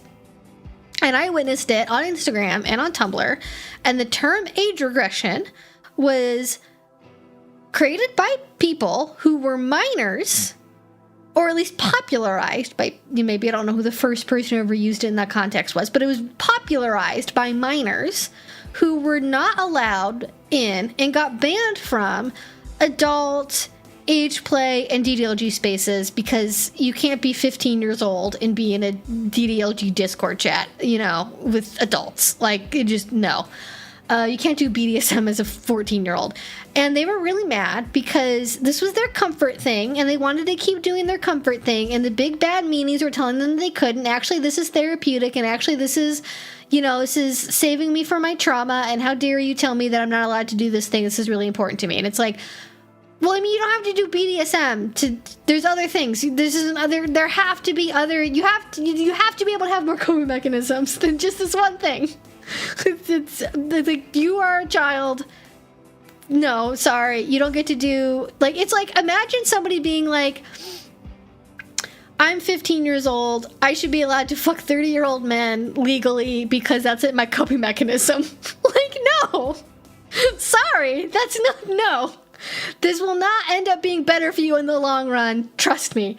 But in any case, the term got popularized by minors who were upset that they couldn't be part of adult BDSM community spaces. And then they got really angry about the fact that they still weren't allowed to do kink things. And so they just basically took all of the kink terminology and all of the outfits and the aesthetic, and then said that what they were doing was totally separate and different from kink, and not kink at all, despite the fact that they would, for example, have caretakers who were also their romantic partners, who would do all of the usual caretakey things and manage them and all that, and just, you can imagine. And then would say, kink is bad and icky and just gross and disgusting anyways. What I'm doing is good and right and awesome and amazing because it's for my trauma and because this and because that. And then they retconned that it's a thing that people have always been doing because at one point in time in the 80s, people were doing age regression hypnotherapy a la the movie Sybil. However, I've looked at a lot of pages for a lot of therapists in multiple states. I have helped a lot of people find therapists. Listen, I am surrounded by people with ADHD who are like, I really need medication and therapy. Please help me. I don't know what to do. And I say no more, my friend. I will get on Psychology Today and we will figure this out. What's your insurance? And then I spend several hours looking at every psychologist that meets their criteria in however many miles radius. So I've looked at lots and lots and lots of therapists. And I've had a couple hypnotherapists. I have never, ever, in my entire adult life, found somebody who wasn't just a scammer who, in the modern age, does age regression therapy. But also, if you, for some reason, were doing age regression hypnotherapy, it has to be under supervision for it to be therapeutic. That's how that works. You can't, therapizing yourself is like a whole, you can learn skills and do that, but like learning skills and coping mechanisms are not therapy. It's part of the therapeutic process, but it's not the whole thing. Because one of the big parts of therapy is the therapeutic relationship with the other person. So you can't do therapy to yourself. And so they would say, well, actually what I'm doing is fine because actually it's a therapy thing. It's like, no. You are 15 years old. You are not therapizing yourself. And then that's how it came about. So I would like there to be as much distance as possible between age regression and ABDL and DDLG and kink. Now, there are, separately from this, there are people who have systems, right? There are people who are like in a system and they have alters who are littles. Totally separate thing. Different term, came from a completely different place. Not related at all. Different thing. We can also have, if you believe in things like IFS, we might have little parts in our psyches that are part of our like collected whole, right? So they're littles, and now for some fucking reason Facebook moms like to refer to their toddlers as littles, and it grosses me out and I hate it, and I don't think that they should do that because I don't remember that ever being a thing when I was growing up, but people do that. Children occasionally yearn for the minds. Yeah, they yearn for the kinky minds because they really, really like. There, like, you don't understand. There were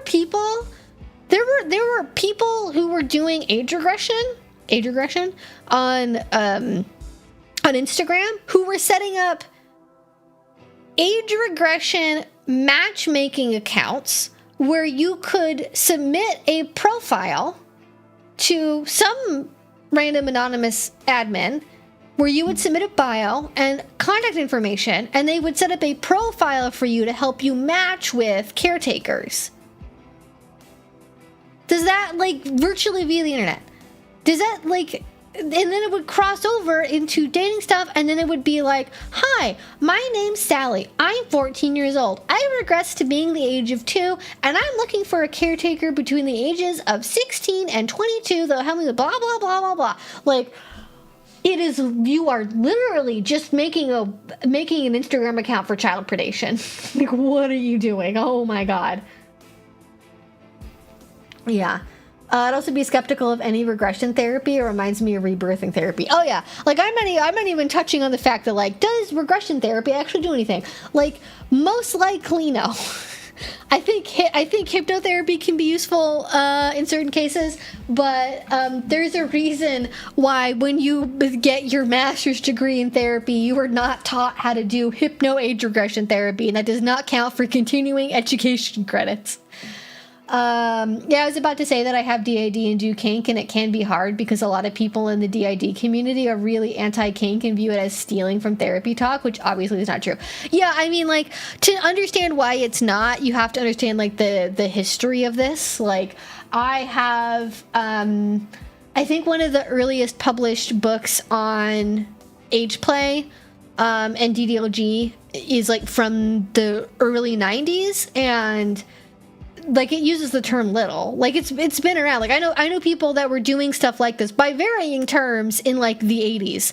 And, like, even in the pre-internet age, or before the internet was so ubiquitous, like, there are people who would have no idea that, like, one of the terms that people use for alters in a DAD system can be called little. Like, it's just a very common word for referring to a younger part of yourself. And also, I also, like, personally, just from frameworks that I have experience with and have, you know, used in you know, my own experience with therapy, is, like, you know, IFS parts work and things like that also uses, like, the term little, and that's partly because there's at least the theory that potentially, like, having parts is like a typical part of a human psyche, but DAD is like an extremification of that process. So yeah. Referring to children as littles is not the smartest idea anymore. Well, let me tell you that it's a lot of conservative women who are doing it, so that on that. Please do the deep dive. I would die for this video. This generally sounds like the next step for Roblox. Not very high hopes for it, sadly. Wouldn't it be crazy if it turns out the guy who invented Roblox was also, like, trying to do that on Instagram, like, 6 years ago? I mean, I wouldn't be shocked. It wouldn't be, like, the weirdest thing ever if, like, I woke up tomorrow and there was a news article and said, inventor of Roblox previously attempted to do matchmaking for minors on Instagram in 2016. I'd be like, oh, okay. That sounds about right. But yeah, I love to do that video. I don't even know. The problem is like, it's so hard to look for things on Tumblr. And I don't know how, like, well documented this stuff is. And I'd like to, like, I have a lot of memories of this happening, but I'd like something that's more substantive than just my memories. And so I'm going to have to do some, like, Tumblr archive research that I don't even, like, I don't generally interact with Tumblr anyway. So knowing how to do that's going to be interesting. But yeah.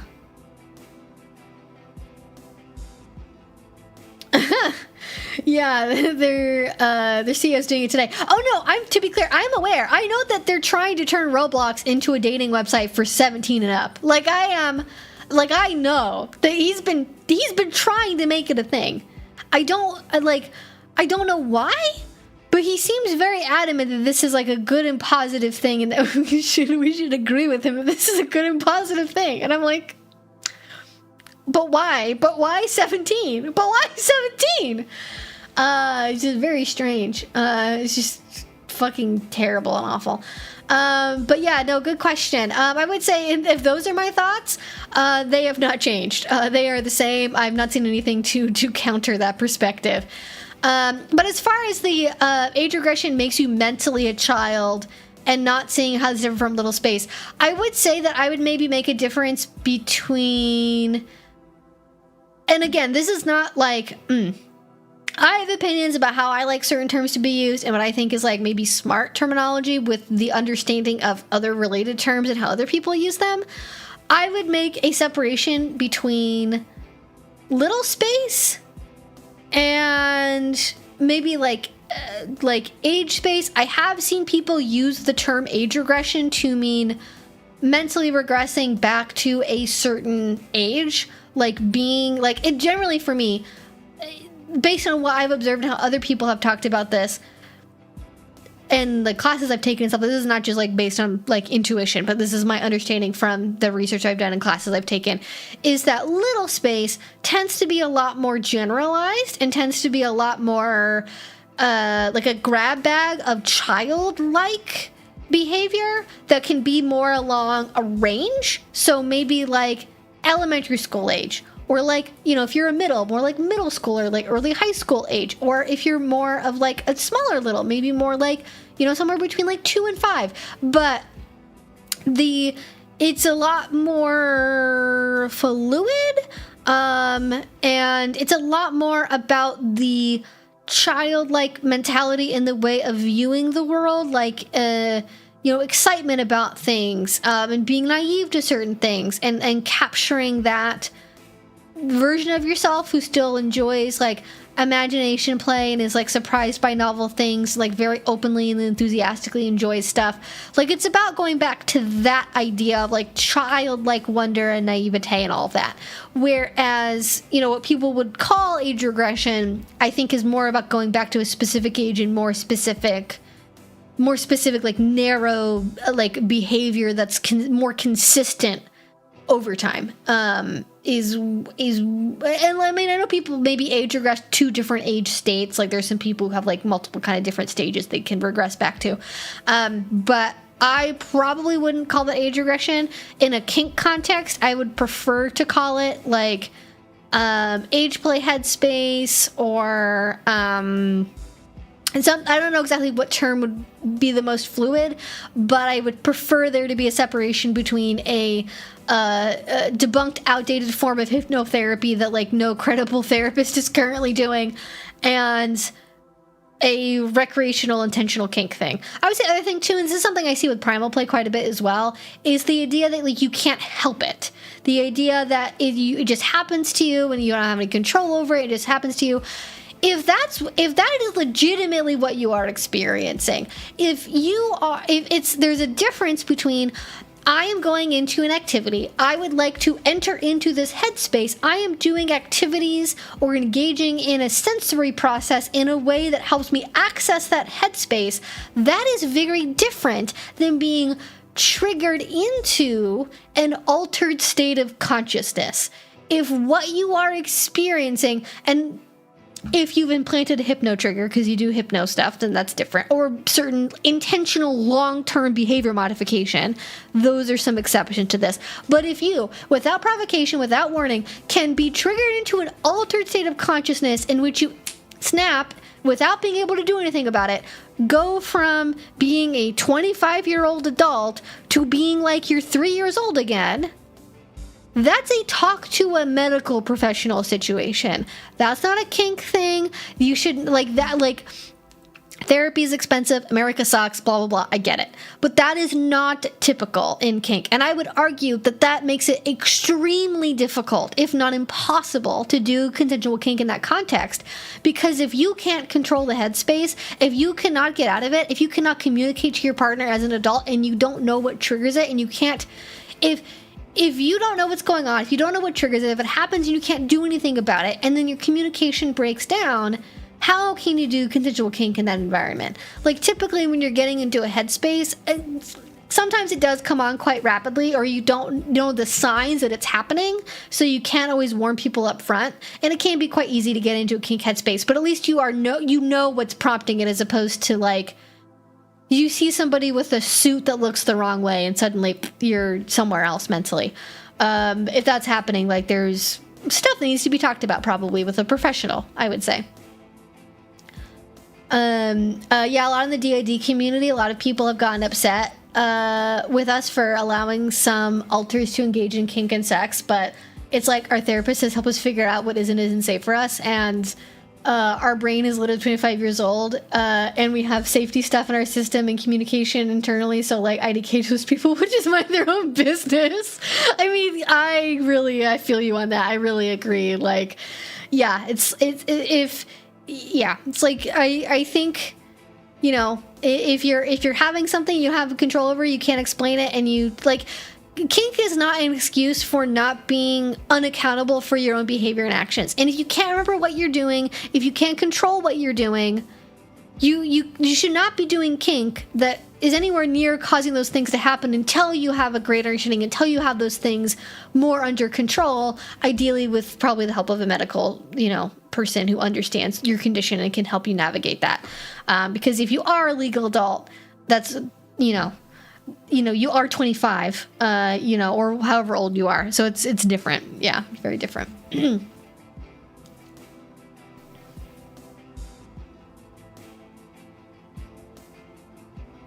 But it's, you know, I don't know what it's like to have a system. I don't have one, and I'm sure it's very complicated. And I imagine that there, like, I've seen, like, not quite the same thing, but there's something similar happens with the Lolita community as well, where there's a lot of Lolitas who are very uncomfortable at the idea that there's, like, kinky people wearing Lolita, that people wear Lolita cords to kink meetups or to conventions or while doing any kind of adult activity. And it's like, you really can't control. Listen, wash your Lolita. If you've bought something secondhand, wash it. But you can't control what people are doing in their own private lives, in their own, you know, spaces. I totally get being upset if people are, you know, misusing things that are not supposed to be kinky and sexual for kinky and sexual purposes without your consent, but that does not give you permission to, you know, ridicule and humiliate people for having completely normal, like, there's a difference between, like, man, I wish people wouldn't steal my photos, and kinky people are disgusting freaks and I wish they would go away. Like, and they don't belong in our community. Like, I don't involve myself in Lolita stuff anymore because I just got so tired of people being shitty about it. I got so tired of having to deal with people that, like, didn't want to. And now I see people, like, if I'm in the Bay Area, they're absolutely, listen, I'll fucking tell you, every single time I go to Dark Odyssey, or every single time I go to a meetup or a muncher or something there, like, there are people wearing Lolita, there are people wearing cords to the kink convention. You're not going to stop them just because you don't like it. It's happening. But, you know, you can't. It just wasn't worth it to deal with it. So, yeah. Oh, thank you. I love your videos so much. They've been a safe space for me to explore alternative aspects of myself, and I'm so thankful to you. I hope that you have the best life ever, because you totally deserve it. Oh, thank you. Well, Beta definitely deserves the best life ever, which, I mean, she kind of is, because, I mean, look at all those blankets and pillows. Oh my gosh, 15-minute warning. Whoa, holy guacamole. Okay, please, if you want to have your question answered, use the super chat. I'm going to go through the questions in the Q&A because I have a couple left there, and then we're going to get to whatever else is left at the bottom of the chat. So that's your warning. Holy guacamole, we have spent some time on this topic, haven't we? Okay. But thank you. I love it. It's great. Okay. Specific request for this one. I'm not reading it out loud, but I am reading it, so you know who you are.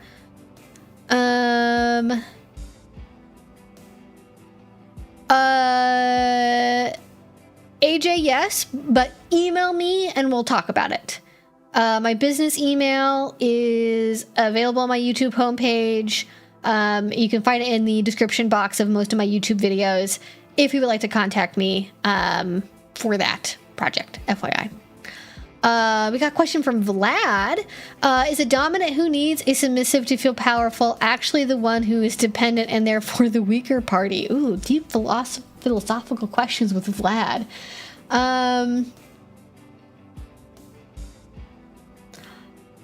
Actually, okay, this might be controversial, but yes. And I think it's because of the phrasing of the statement, which maybe our resident philosophers can debate more than I can, but it's the needs part. I think in order to be a good dominant, the power that you feel should come from within yourself, because you have mastery over yourself first. You have mastery over your life first. That means that you know, it's very hard, I think, to feel dominant in a consistent, healthy way if you are struggling with big areas of your life being consistent, right? Like if you're struggling with consistent bad habits, if you're struggling with meeting your goals. And I'm not talking about like ADHD, like I struggle to remember to put my socks away, like type stuff, or it takes me like a week to fold my laundry. I'm not talking about that. I'm talking about very big picture, consistent life issues. If you don't feel like you are in control of your life, if you don't have a sense of mastery and purpose in your life, it's going to be very, very hard to be successfully dominant to a partner. And sometimes when people are in that state, when they don't feel like they have power in their own life, if they don't feel like they are in control of their own life, they will look to have power over other people to feel that sense of mastery, because that gives them a sense of control, and that gives them a sense of peace. Like, I might not have my shit together, but I can dictate things to you and you'll listen, so that makes me feel better about myself. So if you are in a state where you need a submissive to feel power, then you know, that does make you dependent on somebody else for your own mental well-being, and then that, you know, this is that's going to be in conflict. PM at FetLife or email is fine either way. I will see it more or less equally, although I think email might be a little more direct just because I don't need to log into a separate account to see stuff, so it's up to you. Is Evie's video reversed like normal videos, or did she make sure to broadcast accurate to reality? I don't know what this is in reference to. Like, is my camera mirrored? I don't know, actually. I just put things directly to whatever's coming out of the camera is on the screen. I don't know. But I do use different cameras for streaming and recording video, so you might be seeing that. But yes, okay, and then it's going to be that on that question for Vlad. If a submissive is broken by a scene that was technically consensual, who owns the moral debt for the recovery? The word technically is doing weird things in that sentence.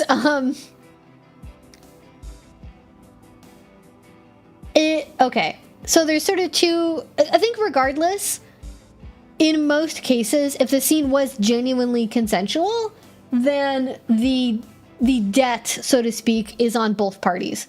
Like, that's part of doing risk-aware kink. And if you are intentionally doing a scene where you can be broken by it, where that's a sensation you want to intentionally experience, part of the risk of doing that is the feeling of being broken. So you're opting into that, your partner is opting into that. So when that happens, you both take responsibility for the outcome that leads to and how that mentally ends up playing out for you. But if you get broken by a scene where, let's say so option 2 is you agree to every individual item in the scene, and you don't think that's going to break you, but it does anyways, and you weren't expecting it, then the debt is still on all parties involved. That might not necessarily mean that you weren't risk-informed, but like maybe an outcome that you weren't expecting because it hadn't happened before happened, and now you have that data. That's not anyone's in particular fault. That just like happens sometimes. Like, I don't know every single individual piece of equipment in my vehicle, and so if that part of the car breaks and my car stops running, like, this is part of reality. I don't necessarily know every individual thing until something happens. I can know the broad strokes, but not necessarily know all the details. Now, if you plan a scene where you're opting into everything that happens, and then something changes in the scene that you didn't explicitly say yes to, but you also don't explicitly say no to in the moment either, which is probably the I would say that, like, the lack of a yes is a no, but because you're not communicating, things still happen. And then I would say the debt at that point, that's like the transition point to where now the debt is on the partner who didn't check in, who did something outside of spec, and who didn't make sure that they had, consent to change anything in the scene, and then didn't check that they had the consent that they needed in the moment to keep the scene happening. Or maybe another version of this is something happens that you didn't agree to ahead of time, but then you say yes in the moment, and then that has unexpected outcomes. That's still a mutual situation. Like, you didn't know yourself well enough that renegotiation mid-scene wasn't a smart idea. So that's more or less the breakdown I would give to that. But I don't find that to be like a particularly interesting question, I guess. Like, it's like we always have a duty to ourselves, and we generally have a duty to others if we're interacting with them in almost any case. So unless something is happening entirely non-consensually, there's most likely a degree to which, like, everyone has some debt for their own recovery. Like, self-abandonment is almost never permissible to an extreme degree, because, like, that's, I think, a complicated concept for people that are, like, recovering from bad experiences of trauma to grok, is, to use the terrible Elon Musk word that's been ruined, is you can perpetuate a trauma by self-abandoning. You can make things worse for yourself by continuing to abandon yourself, and learning to forgive yourself for having done that in the past, but then choosing not to continue to do it more can oftentimes be a part of the recovery process. But that's like a complicated situation. That's like, if that describes you, talk to a therapist, because I don't have time to, like, get into that in too much detail. I don't know why we got Brazil flags in the chat. What up, Brazil? What up, Brasilia? I don't know any Portuguese. I definitely don't know any Brazilian Portuguese. So, but I did have a friend who was from Brazil when I was in middle school, and she brought really cool cheesy bread from her grandma to school sometimes and would share it, and it was fucking awesome. Can't eat them now because it's all full of dairy. Now there are grocery stores here. You can buy the cheesy bread things. I don't know what they're called. Security update needed. Oh. Well, then here we go. Let's not do that right now. Computer/phone. What's wrong with using the word technically in my sentence? Well, it's like, technically consensual is vague. It's like, what does technically consensual mean? Because there's so many different ways that could, like, play out. So that's why I had to give it, like, 4 different answers.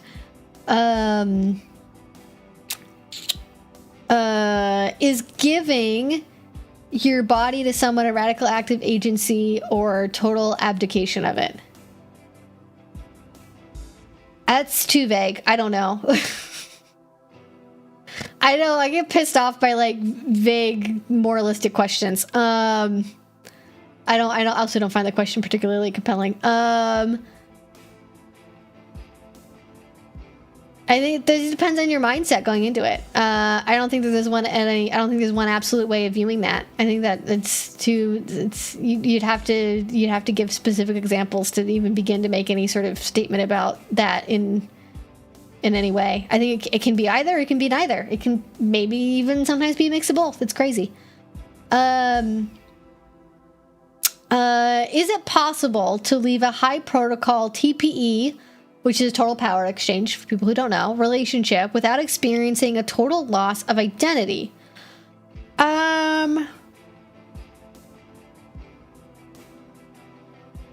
Yes, but I think that okay, so let's say you're in a total power exchange relationship and it lasts for 2 weeks and then you leave.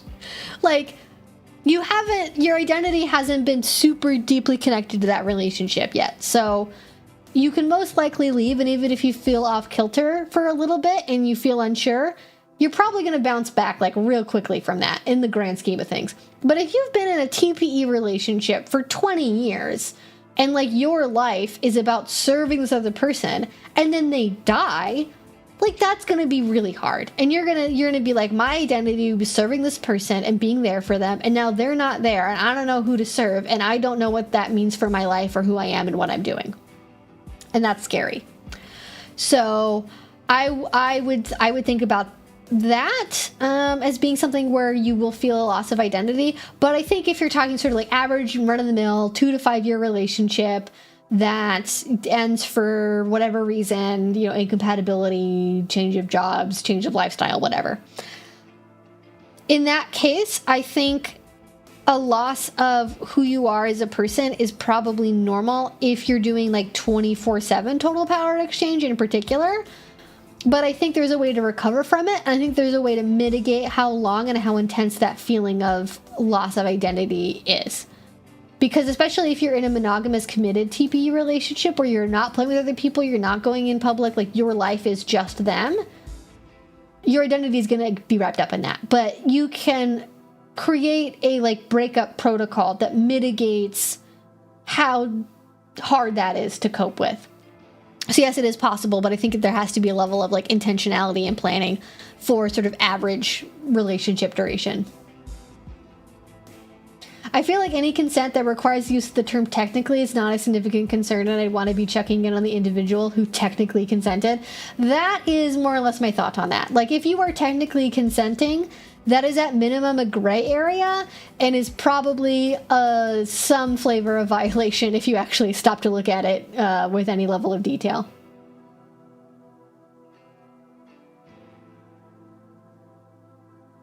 I did not see your question about a liability waiver, but now I am curious. Let me look at that one. Yeah, I've heard Old English. I've read Beowulf. Yeah, I had to read Beowulf and like, I don't think it was in Old English. I think it was in Middle English. But yes. If something needs a technically qualifier, it's probably morally wrong. Yeah. All right. Let's see. I'm going to try to find this like liability waiver question. And I don't know if that'll be the last one we get to, but we'll see. I went to a rope social the other day and was asked to sign a liability waiver, but it had contradictions. It was generally poorly written. Oh no, somebody used AI to make a liability waiver. Fuck. God damn it. Oh no. It didn't sign, so I just went home. This felt really sketchy, but are waivers otherwise common? I would say that waivers are common for larger events, especially conventions. All of them that I've been to have you sign a waiver that basically say, I promise I'm not a cop. I promise I'm not a journalist doing undercover reporting.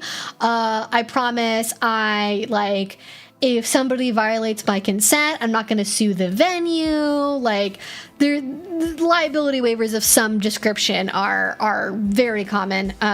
But the smaller the event is, the less common they are. Like, you're not signing a liability waiver to go to a munch. So rope social, like a social, is a little weird. That might have just been a blanket for any rope thing. We have people sign this waiver kind of stuff. But especially if no one's, well, I guess on a no rope social, you could probably also be tying people up. So there might be a reason for that versus just like a regular munch where nobody's playing or touching anyone. But if there is a poorly written contradictory waiver, one, glad you caught that, and two, I would just assume that they used AI to write it, and that's why it's weird and contradictory, is because they didn't proofread it, and they just said, AI, make me a liability waiver for the state of Colorado, so that my venue can't be sued. Also, it's for people who do rope bondage, and send. And then that's just, they printed it up, and it looks all official. This will definitely work.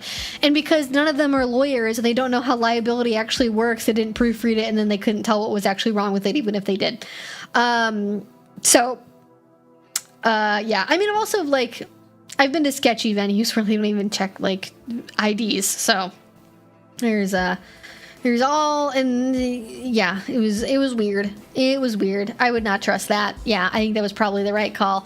And I mean, there's a way to handle that tactfully, where if they have a contact, list, like if you have an email or a FetLife account where you can say, hey, I went to your event and I noticed that the liability waiver had some things in it I didn't fully understand.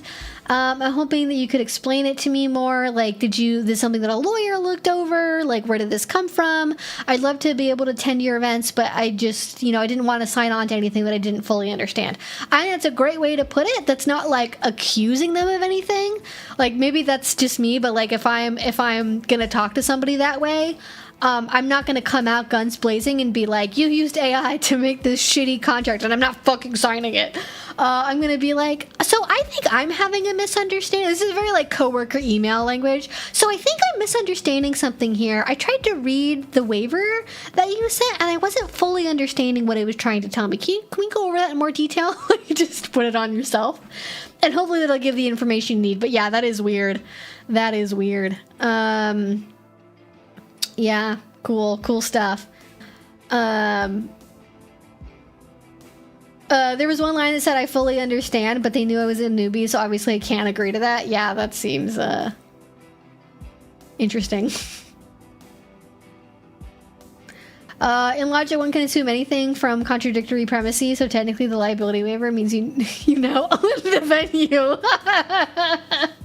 That's great. Actually, I'm making the venue a coworker co-op because of line 14. So there you go. This is where Fourth Amendment protections come into play. I don't know about all that. I'm not a lawyer, but yeah, that sounds interesting. All right. Well, there you go. That's that on that. Yeah, that would be the same for any long-term relationship, TP or not. Yeah, that's sort of my point. Maybe I should say that, is I think when you have a long-term relationship that's, especially monogamous, especially very focused, if they're your whole social circle, your identity is tied up in your relationship with that person and being in a couple with them, and losing the coupliness with you is gonna cause things. Anyways, I think that's our live stream for tonight, y'all. I'm gonna go make some dinner and hang out with my dog for a little bit. So thank you all so much for being here on this beautiful, wonderful Friday night. I really appreciate all your questions. We're going to be doing a movie night very soon on Patreon. So if you would like to join us for that, there is currently a poll up. I would go and check that out if you have not seen it and vote on it so we know what time to watch our new kink movie. And with that being said, thank you all so much. I will see you all again soon. Bye. Yeah, I know. I said the goodbye word, huh? I said the goodbye word. It means we're gonna go. Hi, sweet girl. How are you, little lady? How are you? Come here. My big baby, come here. Aren't you just the sweetest little old thing? Aren't you just the sweetest little thing? Oh, sweet girl. There we go. Yeah. You're so good. All right, y'all. I'll see you later. Bye.